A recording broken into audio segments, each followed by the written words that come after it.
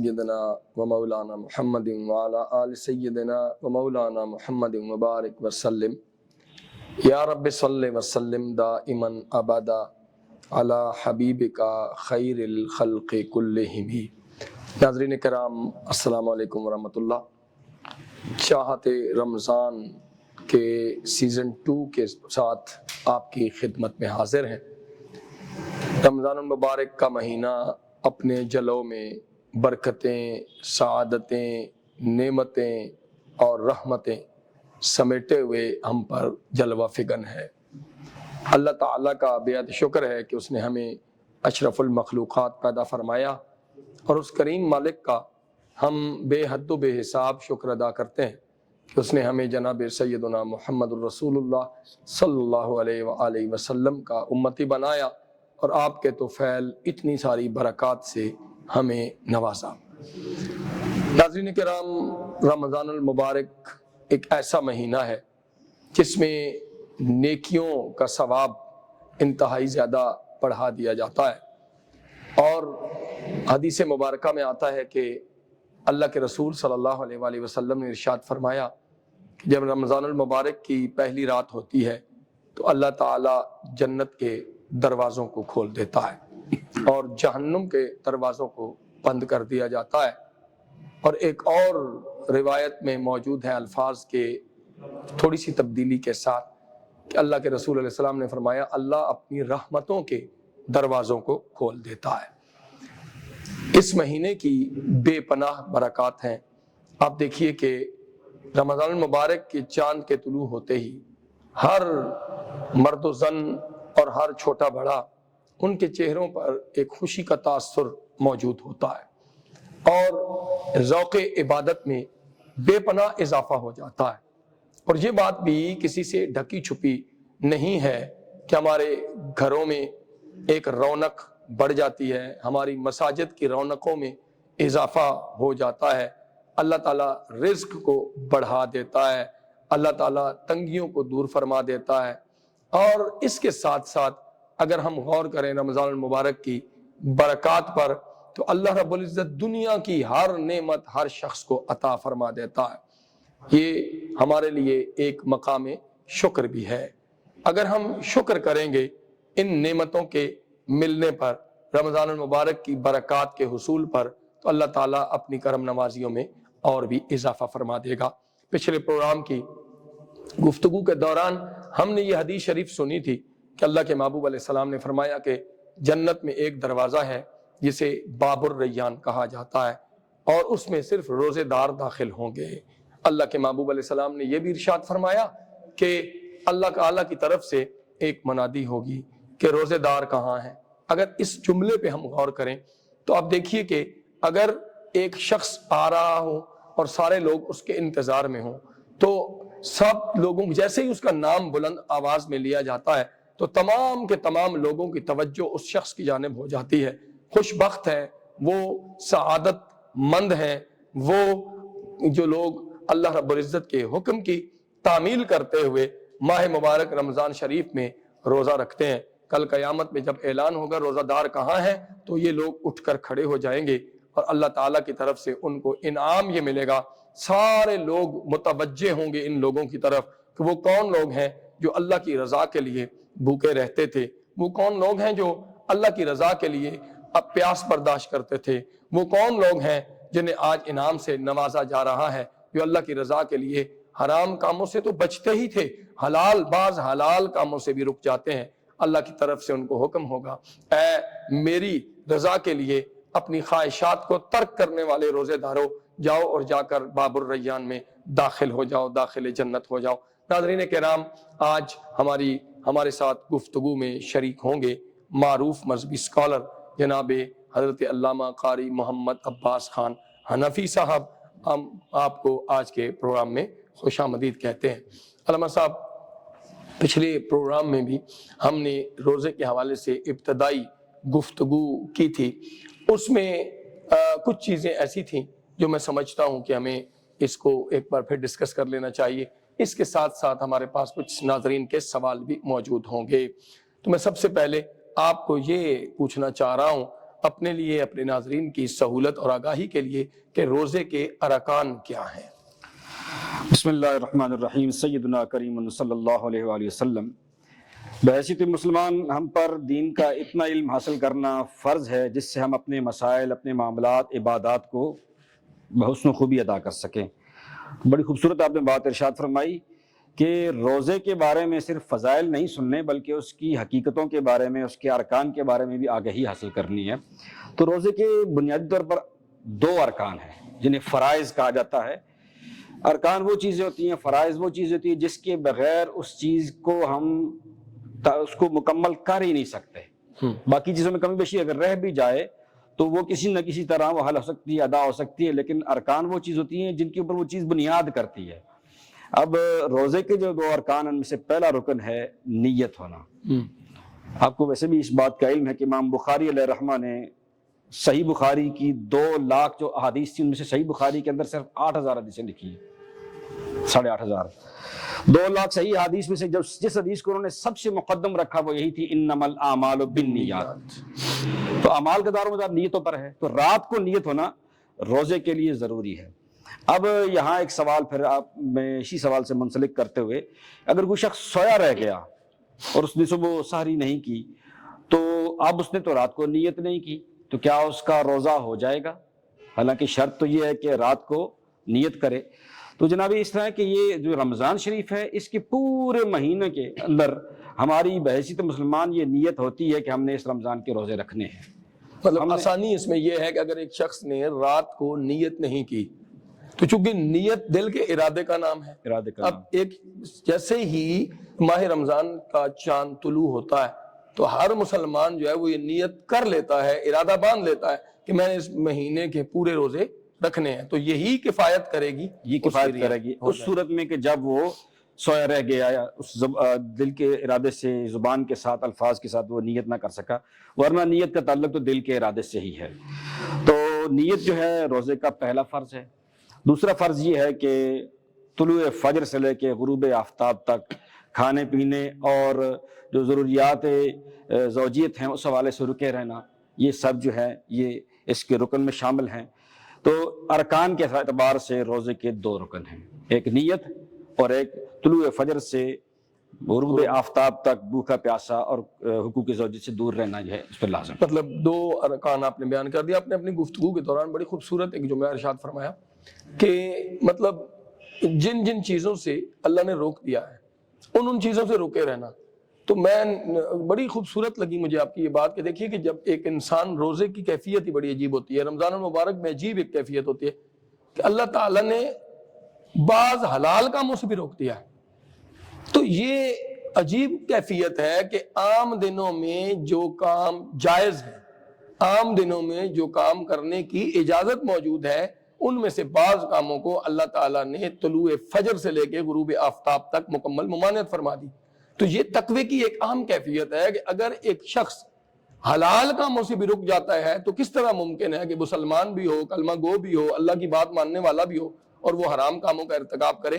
تو میں سمجھتا ہوں کہ روزہ جو ہے وہ اتنی خوبصورت اور اہم ترین عبادت ہے کہ حلال چیزوں سے رکنا اہم قرار دیا گیا، تو حرام جو ہے اس سے ہر صورت رکنا جو ہے وہ انسان پر لازم قرار دیا گیا ہے۔ بہت خوبصورت آپ نے بات کی ہے۔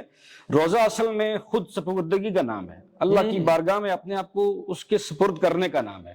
اگر اس کو ہم تصوف کی اصطلاح میں دیکھیں تو یہ فنا فی اللہ کی ایک بنیادی کیفیت کا نام ہے۔ جب انسان کہتا ہے کہ یا اللہ میں تیرے لیے حرام تو چھوڑنا ہی چھوڑنا ہے، حلال جو میرا مرغوب ترین زندگی کا حصہ ہے وہ حلال، یعنی کھانا پینا اور حقوق زوجیت، اللہ میں تیرے لیے اس کو بھی چھوڑ رہا ہوں، تو یہ وہ پہلا درجہ ہوتا ہے جب وہ اللہ کے لیے اپنا سب کچھ قربان کرنا ظاہر کرتا ہے، اپنی خواہشات کو ترک کر دینا، اسے فنائیت کہتے ہیں۔ یہ فنائیت کی بنیاد ہے۔ تو اس لیے آپ دیکھتے ہیں، آپ جس طرح بات کی تمہیدی گفتگو میں کہ چھوٹے بڑے سب کے اندر عبادت کا شوق پیدا ہو گیا، مسجدیں آباد ہو گئیں اور ہر طرف روزے کی رمضان کی بہار ہے، تو یہ کہاں سے آئی بہار؟ یہ وہی دن ہیں، وہی راتیں ہیں، وہی وقت ہے، لیکن کیا وجہ ہے کہ آج سے 3-4 پہلے دن تک یہ کیفیت نہیں تھی اور ابھی ہے؟ اس کی وجہ یہ ہے کہ بحیثیت مسلمان روزے کے چاند کا اعلان ہوتے ہی ہم سب کی نیت یہ ہو گئی تھی کہ ہم اللہ کے لیے اپنی جائز خواہشات بھی چھوڑیں گے، سب کچھ اللہ کے سپرد اللہ کے سپرد کرتے ہیں۔ اچھا، ہم بعض اوقات دیکھتے ہیں عام دنوں میں بھی حکم یہ ہے کہ آپ خوشبو لگائیں، آپ صاف ستھرا لباس پہنیں، جب اللہ کی بارگاہ میں جائیں تو بڑے اچھے طریقے سے ہمیں جانا چاہیے۔ رمضان المبارک میں بھی دیکھیں، ہم بعض اوقات ہم وضو کرتے ہیں نا، تو کچھ لوگ کہتے ہیں جی کہ رمضان شریف میں مسواک نہ کریں، خوشبو نہ لگائیں، سرما نہ لگائیں، اس سے روزے پہ فرق پڑتا ہے۔ حالانکہ عام دنوں میں تو حکم ہے کہ آپ مسواک کر کے خوشبو، مطلب آپ وضو کریں تو مسواک کریں ہر نماز کے لیے وضو کرتے ہوئے، یا خوشبو لگائیں۔ تو اس حوالے سے ہمارے ناظرین کرام کو آپ یہ ضرور فرما دیں کہ روزے کے مستحبات کیا ہیں۔ جی بالکل، آپ نے جو بات کی اس اعتبار سے قرآن پاک کی ایک آیہ کریمہ بھی موجود ہے، یا بنی آدم خذوا زینتکم عند کل مسجد۔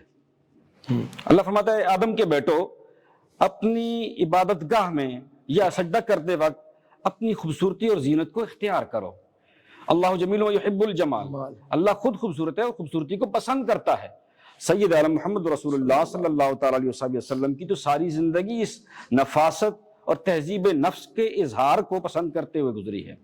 تو اس لیے یہ تو بحیثیت مسلمان ہم پہ ضرور لازم بھی ہے کہ ہم اپنے حسن ظاہر کو بھی، اس کا بھی خیال رکھیں۔ تو اب یہاں تک یہ سوال ہے کہ روزہ کے مستحبات ہیں، تو اس میں یہی چیز ہے مسواک کرنا۔ اگرچہ مسواک جو ہے اس کے اندر اس کی ذائقہ بھی موجود ہوگا، اس کے اندر اس کی جو ہے ریشے بھی ہوں گے، اگر وہ حلق سے نیچے نہ اتارے جائیں تو مسواک جو ہے کرنا یہ افضل ہے، مستحب ہے، تاکہ منہ سے بو نہ آئے۔ اب یہاں پہ ایک سوال کیا جاتا ہے کہ حدیث پاک میں فرمایا گیا کہ روزہ دار کی جو منہ سے آنے والی بو ہے وہ اللہ کے نزدیک کستوری سے بھی زیادہ پسندیدہ ہے، تو وہ لوگ اسی وجہ سے اپنے دانتوں کو صاف نہیں کرتے۔ تو یہ بہت، جیسے کہتے ہیں نا، غلط فہمی کا نام ہے۔ جہاں اللہ کے حبیب سید عالم محمد رسول اللہ صلی اللہ تعالیٰ علیہ وسلم نے پیاز کھا کر مسجد میں آنے سے منع فرمایا، کیونکہ وہاں فرشتے حاضر ہوتے ہیں اور وہ پیاز کی بو سے انہیں تکلیف ہوتی ہے، تو وہ کیسے ممکن ہے کہ وہی حضور کے فرمودات کو سامنے رکھتے ہوئے ہم اپنے دانت صاف نہ کریں؟ تو اللہ کے فرمان کا مفہوم اس کے مخالف نہیں تھا، بلکہ یہاں اس سے جو روزہ دار کے منہ سے بو آنا مراد ہے، اس سے مراد وہ بو ہے جو معدہ جب خالی ہو تو خالی ہونے کے بعد معدے سے پیدا ہوتی ہے۔ مطلب طبی طور پہ یہ بات نقطہ ہے کہ انسان کا معدہ جب خالی ہوتا ہے، اسی لیے حکماء یا پرانے جو لوگ بھلے وہ کم پڑھے لکھے بھی ہوتے تھے، لیکن وہ کہتے تھے کہ معدے کو زیادہ دیر خالی نہ چھوڑیں۔ یہ نفاست کا ایک پہلو ہے کہ معدہ اگر خالی ہوگا تو آپ کے منہ سے ایک ناگوار سی بو بعض اوقات آتی ہے، لیکن وہ معدے سے پیدا ہونے والی بو ہوتی ہے، دانتوں اور منہ سے پیدا ہونے والی بو اس سے مراد نہیں ہے۔ اس کو ختم کرنا اور مسواک کرنا یہ مستحب ہے۔ ٹوتھ پیسٹ کے حوالے سے لوگ سوال کرتے ہیں کہ ہم روزے کے عالم میں ٹوتھ پیسٹ کا استعمال کر سکتے ہیں؟ تو جناب اس میں سچی بات تو یہ ہے کہ احتیاط کی جائے، احتیاط کی جائے۔ کیمیکلز ہیں، کئی بار اس کے جھاگ سے کوئی چھوٹا سا ذرہ قطرہ بھی اگر حلق کے اندر اتر گیا تو آپ کا روزہ ٹوٹ جائے گا۔ اس لیے ٹوتھ پیسٹ کر سکتے ہیں اگر آپ احتیاط کر سکیں، نہیں تو مسواک کیجئے۔ اس طرح سرمے کا استعمال کرنا یہ وہ چیز ہے جو نبی پاک صلی اللہ تعالیٰ علیہ وسلم سے خود ثابت ہے، حضور نے خود روزے کے عالم میں سرمے کا استعمال فرمایا۔ تو یہ تو تیل کا، خوشبو کا استعمال کرنا، اچھے کپڑے پہنے انسان۔ اگر مسجد میں جاتا ہے تو اسے حکم ہے کہ اپنی زینت اختیار کر، اور منہ سے بو نہ آئے، اسے حکم دیا جاتا ہے کہ اپنی خوبصورتی کو اختیار کر، کیونکہ وہاں پہ اللہ کی رحمت کے فرشتے حاضر ہوتے ہیں، اللہ کی توجہ اس طرف اس وقت انسان کے اوپر ہوتی ہے۔ رمضان شریف کی تو صبح سے لے کے شام تک اور شام سے لے کے صبح تک ہر لمحہ ایسا ہے جس میں مکمل اللہ کی توجہ بندوں کی طرف ہوتی ہے۔ اس لیے روزہ کے اندر جو ہے انسان دانت صاف رکھے، انسان بدن صاف رکھے، کپڑے صاف رکھے، خوشبو لگائے، اور اسی طرح تلاوت قرآن مجید پڑھے، مختلف اذکار کرے، ہر روز کچھ نہ کچھ اللہ کے راستے میں دینے کا معمول بنا لے۔ اسی طرح کوشش کرے کسی کی افطاری کروا دے، چاہے بہت کچھ نہیں کر سکتا تو ایک کھجور ہی دے دے، مسجد میں دے دے۔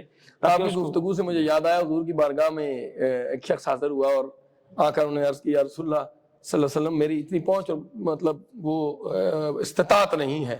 جب حضور نے ارشاد فرمایا لوگوں کو افطار کرواؤ تو آپ نے عرض کی کہ یا رسول اللہ ہماری استطاعت نہ ہو، تو آپ نے کہا دودھ کا ایک گھونٹ ہو، اس سے ایک کھجور ہو، اگر وہ بھی نہیں ہے یا رسول اللہ تو پھر کیا کریں؟ کہا آپ پانی کے ایک گھونٹ سے بھی اگر اس کو افطار کروا دو گے تو اللہ تعالیٰ تمہیں اس روزہ دار جتنا ثواب تمہیں بھی عطا فرما دے گا۔ تو اس سے ہم یہ نتیجہ یقیناً اخذ کرتے ہیں کہ رمضان المبارک میں ہماری بظاہر مختصر یا چھوٹی نظر آنے والی نیکی کا بھی اجر جو ہے وہ اللہ کے ہاں بہت زیادہ ہے۔ ناظرین کرام، ہماری گفتگو کا سلسلہ ابھی جاری ہے، لیکن آپ کے لیے ایک اہم بات جو عرض کرنا چاہتا ہوں وہ یہ کہ ہماری اسکرین پر ابھی کچھ سوالات ہماری ٹرانسمیشن کے دوران چلتے رہیں گے. ہم اپنے ناظرین کے لیے سوالات رکھیں گے. جو ناظرین ہمارے اس پوری ٹرانسمیشن کے دوران 10 سوالات کے صحیح جواب ہمیں دیں گے، ان کے لیے زرار ٹی وی کی طرف سے انعامات کا سلسلہ ہے. میں ایک بار پھر اس بات کو دہراتا ہوں کہ اپنے ناظرین کے لیے کچھ سوالات ہماری اسکرین پر آپ کو نظر آئیں گے. 10 سوالات کے درست جواب دینے والا ایک یا ایک سے زائد خوش نصیب بھی ہو سکتے ہیں، ان کو زرار ٹی وی کی طرف سے انعام دیا جائے گا. اس لیے آپ سے گزارش ہے کہ آپ ان سوالات کو بغور پڑھیے، اپنی معلومات کا جائزہ لیجئے اور ان سوالات کا جواب دیجئے. اچھا علامہ صاحب، ہماری گفتگو کا سلسلہ ابھی جاری ساری ہے. بریک پر جانے سے پہلے ہم ایک سوال اور کر لیتے ہیں کہ روزے کے مفسدات اور مکروہات کے بارے میں بھی ہمارے ناظرین ضرور جاننا چاہیں گے کہ وہ کون سی چیزیں ہیں جن سے روزہ ٹوٹ جاتا ہے، کون سی چیزیں ہیں جن سے روزہ مکروہ ہو جاتا ہے. اس حوالے سے بھی ہماری رہنمائی فرما دیجیے. جی، ہر وہ چیز جو منہ یا ناک کے ذریعے سے بدن میں داخل کی جائے، اور یا اس طرح کی چیز کی جس کے ذریعے بدن کی غذائی قوت کو برقرار کیا جائے، اس سے تقویت ہمارے بدن کو تقویت ملے تو اس سے روزہ ٹوٹ جائے گا. تو یہاں میں یہ فارمولہ طے ہو گیا کہ ناک اور منہ کے ذریعے جو چیز بھی ہمارے جزو بدن بنے گی، ہمارے وجود کو طاقت بخشے گی، اس سے روزہ ٹوٹ جائے گا.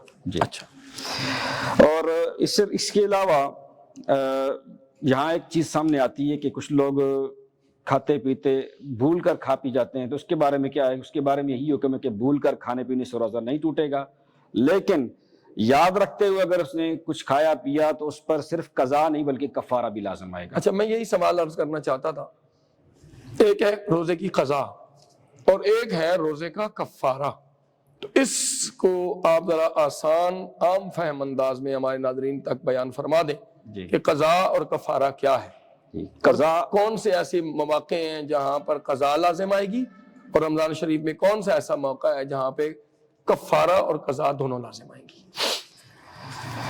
قضا جو ہے وہ تو روزے کو دوبارہ روزے کا رکھنے کا نام قضا ہے. یعنی ایک کام جس طرح ہم نے نماز ہم سے رہ گئی، غلطی سے رہ گئی، اور ہم سوتے رہ گئے، گاڑی میں سفر کر رہے ہیں، گاڑی نکل گئی، نماز کا ٹائم نکل گیا، اب اس میں ہمیں ایک نماز کے بدلے میں اسی جیسی نماز پڑھنی ہے. تو اگر ایک روزہ ہم سے سوتے رہ گئے، یہ جو بھی کیفیت ہوئی، ہمارا روزہ غلطی سے ٹوٹ گیا، تو اس کے بدلے میں ایک روزہ رکھنا، یہ قضا ہو گئی. بالکل میں درست سمجھاؤں؟ بالکل ٹھیک سمجھیں آپ.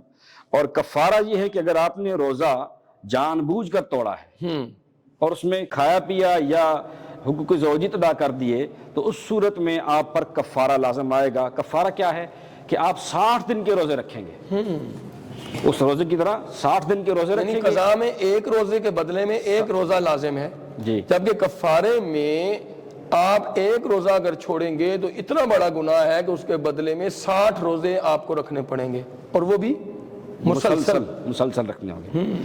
اور اگر کوئی شخص 60 روزے نہیں رکھ سکتا تو پھر 60 مسکینوں کو کھانا کھلا دے.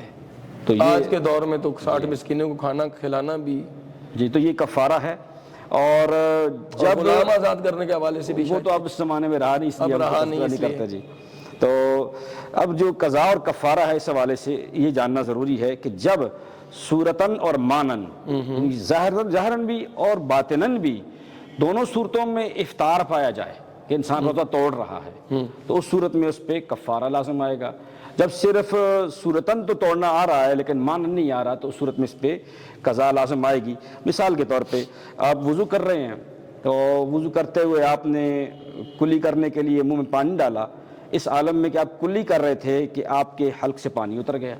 اب آپ کی نیت نہیں ہے، روزہ جاتا رہا، اب آپ پہ قضا لازم آئے گی. ٹھیک ہو گیا. اسی طرح آپ ناک میں پانی ڈالا اور آپ نے زور سے کھینچا تو وہ پانی دماغ کو چڑھ گیا، اس کا تھوڑا سا بھی ایک قطرہ بھی اگر گیا دماغ کی طرف تو آپ کا روزہ ٹوٹ جائے گا. اب اس پہ قضا لازم آئے گی, کفارہ لازم نہیں آئے گا. یعنی آپ نے جان بوجھ کر کوئی کام نہیں کیا اور آپ نے افطار کی نیت سے روزہ نہیں توڑا. جی, تو یہ اب یہ صورتاً تو افطار ہے, مانن اور باطناً افطار نہیں ہے.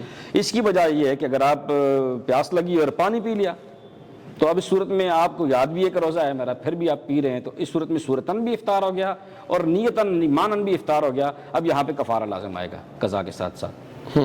اور روزے کے مفسدات میں سے یہ بھی ہے کہ آپ دیکھ لیجیے, کھانا پینا ہے روزے کے مفسدات میں سے. اسی طرح انسان حقوق زوجیت ادا کر دے, یہ روزے کے مفسدات میں سے ہے. اور اسی طرح چاہے نہ چاہے حلق سے پانی اتر گیا, ناک سے پانی اتر گیا, یہ کوئی چیز ایسی جو تھی وہ حلق سے اتر گئی, تو اس صورت میں کیا ہوگا, اس کا روزہ ٹوٹ جائے گا. اچھا, ایک اور چیز ہے کہ بعض لوگ طاقت کا انجیکشن لگوا لیتے ہیں, بعض لوگ جو ہے وہ بیمار ہیں زیادہ اور وہ خون ان کا مطلب کسی اور کو چڑھا دیا جاتا ہے اور دوسروں کو خون ہم دیتے ہیں, تو اس حوالے سے بھی ایک عام ناظرین کے ذہن میں ایک تاثر موجود ہے کہ اس صورت میں روزے کی کیا کیفیت ہوگی. سب سے پہلی بات تو یہ ہے کہ اگر ایک شخص شدید بیمار ہے تو اسے اللہ نے قرآن میں خود اجازت دے رکھی ہے کہ آپ روزہ چھوڑ دیں. فمن کان منکم مریضا او علی سفر فعدۃ من ایام اخر. تو اس کے لیے زیادہ لیت و لال کرنا اور اس چیز کی بحث میں پڑھنا میرے خیال میں مناسب نہیں ہے. دوسری صورت یہ ہے کہ ایک شخص جو ہے اس کی موجودہ طاقت برقرار ہے, لیکن اسے آپ ایسی چیز انجیکشن کی صورت میں, ڈرپ کی صورت میں دیتے ہیں جس سے اس کی طاقت بڑھ جاتی ہے, تو یہ تو بنیادی وہ چیز ہے جس پہ سب کا اتفاق ہے کہ اس کا روزہ ٹوٹ جائے گا.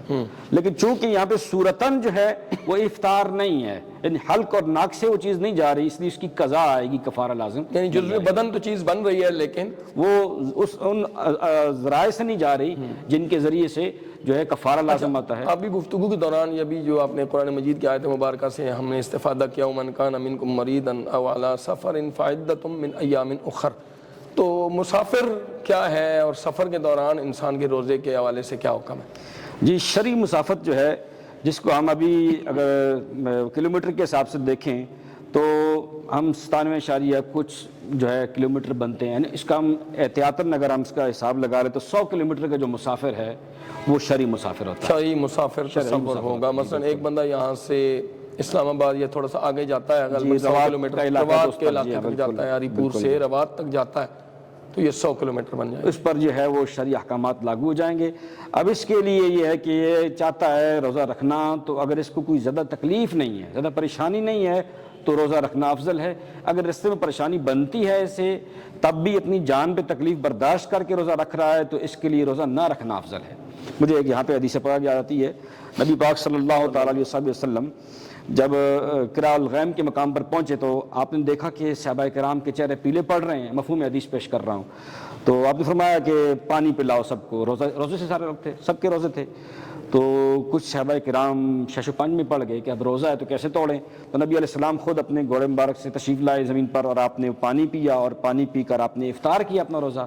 حالانکہ آپ نے شدت سے اس کو محسوس نہیں کیا تھا, آپ پر وہ روزہ سخت نہیں تھا, صحابہ پر سخت تھا, لیکن حضور نے اس کو افطار کیا. اور اس کے بعد بھی جب آپ کو خبر پہنچی کہ کچھ صحابہ نے ابھی بھی افطار نہیں کیا اور ان کی حالت بھی غیر ہو چکی ہے, تو میرے آقا دو عالم سیدنا محمد رسول اللہ صلی اللہ علیہ وسلم نے فرمایا یہی اصل وہ لوگ ہیں جو نافرمانی کر رہے ہیں. یعنی آپ نے جلال کا اظہار فرمایا, جلال کا اظہار کہ اب حکم ہو گیا اور طبیعت آپ کی خراب ہے اور آپ کی حالت جو ہے وہ غیر ہوتی جا رہی ہے, اس کے باوجود اللہ کے رسول کے فرمان بھی اور سنت بھی آپ دیکھ چکے ہیں, عمل مبارک بھی دیکھ چکے ہیں, اس کے بعد بھی روزہ آپ نے نہیں چھوڑا, تو یہ نافرمانی کے مترادف ہے. اس سے یہ پہلو سامنے آتا ہے کہ اگر آپ مسافر ہیں یا اگر آپ مریض ہیں تو آپ اپنی جان پہ شدت نہ کریں. حد سے زیادہ شدت کرنا اللہ کو پسند نہیں ہے. جب اللہ رخصت دے رہا ہے, اللہ اسی آیت میں کہہ بھی رہا ہے, یرید اللہ بکم اليسر, اللہ تم سے تمہارے ساتھ آسانی کا ارادہ کرتا ہے, ولا یرید بکم العسر, سختی کا ارادہ نہیں کرتا. تو جب اللہ انسان پہ اتنا کرم فرما رہا ہے تو بندے کا حق نہیں بنتا کہ اپنے آپ کو تکلیف میں ڈالے. اور مجھے یہاں وہ بھی بات آپ سے کرنی تھی کہ آپ نے پوچھا یہ جو مریضوں کو خون لگایا جاتا ہے یا انجیکشن لگا کے ان سے جسم سے خون نکالا جاتا ہے, یا اس طرح باقی جو ان کو انجیکشن دیے جاتے ہیں, وہ انجیکشنز جس سے اس کے جسم کی طاقت کو برقرار رکھا جائے یا اس میں کہیں کہ اس کی طاقت کو بڑھایا نہ جائے, تو اس صورت میں تو اس کا روزہ افطار نہیں ہوگا. لیکن اگر ایسے انجیکشن لگائے جائیں, ایسی ڈرپس لگائی جائیں جس سے وہ اپنی غذائی قوت پوری کر رہا ہو, تو اس صورت میں روزہ افطار ہوگا, اور اس صورت میں اس پہ قضا لازم آئے گی, کفارہ لازم پھر بھی نہیں آئے گا. اچھا علامہ صاحب, ہمارے ناظرین کی طرف سے ایک سوال آیا ہے کہ اکثر اوقات لوگ جو ہے نا وہ رمضان المبارک کے ٹائم کو پاس کرنے کے لیے یہ جملہ استعمال ہوتا ہے، جی ہم رمضان شریف کا ٹائم نہیں گزرتا ہے تو ہم رمضان کا ٹائم پاس کر رہے ہیں۔ آج کل پہلے زمانے میں تو لوگ جو ہیں وہ مطلب مختلف جو اس وقت میڈیم ہوتے تھے ادھر چلے جاتے تھے۔ آج کل سوشل میڈیا کا دور ہے، جدید دور ہے، خاص طور پہ ہمارے نوجوان اللہ ماشاءاللہ بڑے بھی، تو وہ ہر وقت موبائل پہ لگے ہوتے ہیں، موبائل پہ ہر آنے جانے والی چیز کو دیکھ رہے ہوتے ہیں، اسکرول کر رہے ہوتے ہیں، ان کی انگلیاں اور انگوٹھے حرکت کر رہے ہوتے ہیں۔ تو مجھے اس حوالے سے ضرور رہنمائی دیجیے، ہمارے ناظرین کو بھی رہنمائی دیجیے کہ ہم ایک طرف ہم نے روزہ رکھا ہوا ہے اور دوسری طرف ہم موبائل پہ سب اناپ شناپ جو ہے وہ دیکھتے چلے جا رہے ہیں، اور ہمارے پاس دلیل اسی کی ہے جی ہم روزے کا ٹائم پاس کر رہے ہیں۔ تو اس حوالے سے آپ رہنمائی فرما دیجیے۔ نبی اکرم صلی اللہ تعالیٰ علیہ وسلم کے فرمان کا مفہوم ہے کہ من قام رمضان ایمانا و احتسابا غفر لہ ما تقدم من ذنبہ، جس نے رمضان کو قائم کیا ایمان اور احتساب کے ساتھ، اس کے سارے پہلے زندگی کے گناہ معاف کر دی جائیں گے۔ یہی رمضان کی اصل جسے کہتے ہیں بنیاد ہے۔ روزے کی اصل بنیاد کیا ہے کہ ایمان اور احتساب کی کسوٹی پر پرکھنا ہے، آپ نے ہم نے وہ پرکھنا ہے اس اپنے پورے وقت کو۔ پورا رمضان ایک وقت ہے، ایک پورا مہینہ ہے، تو ہم نے پرکھنا ہے کہ کیا ایمان اور احتساب کی کسوٹی پر یہ صحیح گزرا ہے۔ اگر وہ صحیح نہیں گزر رہا تو پھر وہ شیطانی حملہ تو ہو سکتا ہے۔ ان الذين يحبون ان تشيع الفاحشة في الذين آمنوا لهم عذاب أليم في الدنيا والآخرة۔ یہ تو سوشل میڈیا کے ذریعے جو جس چیز کو ہم دیکھ رہے ہوتے ہیں، اچھی چیزیں بھی ہوتی ہیں، اس میں ممانعت نہیں ہے، لیکن اسی تسلسل میں برائی بھی اس طرف ہی حملہ آور ہوتی ہے۔ تو انسان کی صرف زبان اور حلق کا روزہ نہیں ہے۔ نبی پاک صلی اللہ علیہ وسلم کے فرمان کا مفہوم یہ ہے کہ تو نے صرف بھوکا پیاسا ہی رہا ہے، تو نیت تیری درست نہیں ہے، تیری اندر سے خیال درست نہیں ہے، تو اللہ کو تیری بھوک پیاس کی ضرورت نہیں ہے۔ یعنی مطلب ہماری آنکھ کا بھی روزہ ہونا چاہیے، ہمارے ہاتھ کا بھی، ہمارے پاؤں کا بھی، ہماری سوچوں پہ بھی اللہ رسول کا مطلب ان کے احکامات اور تعلیمات کا پیرا ہونا چاہیے، ہماری زبان کا بھی روزہ ہونا چاہیے۔ یہ ضروری چیز ہے، اسی پر تو ایمان و احتساب کا دار و مدار۔ اچھا، حضور جان کائنات علیہ السلام نے ایک اور موقع پر ارشاد فرمایا کہ اللہ کو اس بات کی کوئی پرواہ نہیں ہے کہ تمہارے بھوکا پیسا رہنے کی، اگر تم نے جھوٹ بولنا نہیں چھوڑا یا اگر تم نے برائی نہیں چھوڑی۔ تو یہ تو بڑا واضح طور پہ ہمارے لیے، ہماری فکر و نظر کے لیے ایک واضح پیغام ہے کہ اگر آپ نے برائی کو دیکھنا نہیں چھوڑا، برائی کے لیے قدم اٹھانا نہیں چھوڑا، برائی کے لیے اپنے ہاتھوں کا استعمال نہیں چھوڑا، اگر آپ نے اپنی سوچوں پہ اللہ رسول کی تعلیمات کا پیرا نہیں بٹھایا تو اس کا مطلب آپ کا روزہ نہیں ہے، بس صرف آپ بھوکے پیاسے رہے ہیں۔ جی بالکل ایسے ہی ہے، ایمان اور احتساب کے خلاف ہے، اس لیے وہ روزہ اس درجے کا نہیں ہوگا۔ فرض تو ادا ہو جائے گا لیکن اس کا اجر وہ نہیں ہوگا۔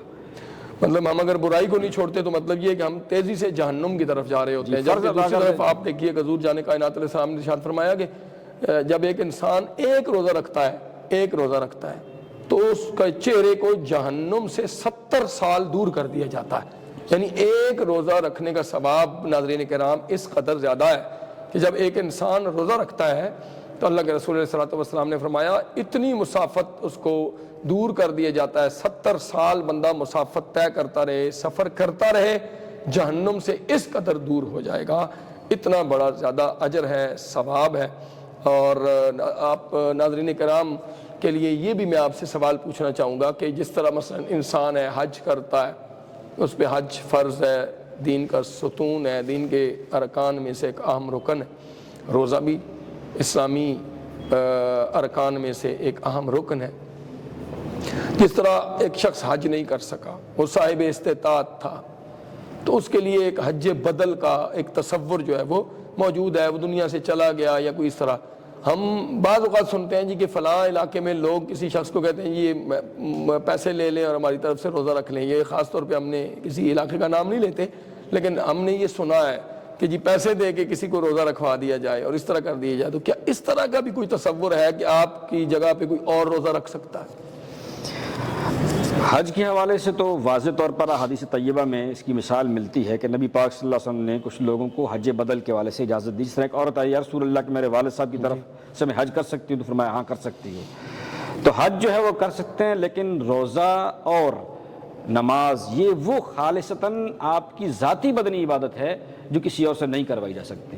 اس لیے کسی اور سے روزے نہیں رکھوائے جا سکتے۔ جہاں تک آپ نے بات کی کسی علاقے میں روزے کے حوالے سے کہا تھا، تو میرے خیال میں غالباً میں نے بھی کہیں سنا تھا، لیکن اس کا مفہوم یہ تھا کہ روزے کا فدیہ وہ اپنے کسی آدمی کو دے دیتے تھے، تو کہتے تھے کہ ہم نے فدیہ دے دیا، ہمارا روزہ اس کی طرف سے۔ اچھا، اس کا مطلب بیک گراؤنڈ یہ ہے؟ اس کا بیک گراؤنڈ یہ تھا۔ ہاں، یعنی وہ رمضان المبارک میں ہی اپنے فدیہ جو ہے وہ جی ادا کر دیتے تھے۔ ناظرین کرام، آج روزے کے بنیادی مسائل کے حوالے سے آپ نے ہمارے مہمان علامہ محمد عباس خان حنفی کی گفتگو سنی۔ یقیناً اس میں بہت سارے پہلو ایسے ہیں جو تشنہ رہ گئے ہیں، لیکن وقت کی کمی کے باعث ہم آج کے پروگرام کو اختتام پذیر کر رہے ہیں۔ انشاءاللہ زرار ٹی وی کی چاہت رمضان ٹرانسمیشن کے اگلے پروگرام کے ساتھ ایک بار پھر انشاءاللہ آپ سے ملاقات ہوگی۔ تب تک کے لیے ہمیں اجازت دیجیے۔ السلام علیکم ورحمۃ اللہ وبرکاتہ۔